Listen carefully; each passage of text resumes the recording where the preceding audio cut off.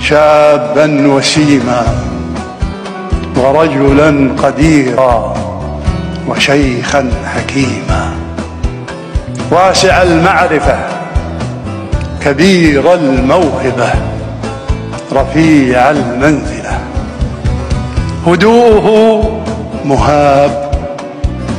وصمته خطاب ولحظه شهاب، إذا تحدث أسكت وإذا فعل أنجز وإذا انتصر تواضع، أضاف إلى السياسة أنفة وإلى المناصب عظمة، شهدت له المنابر والمؤتمرات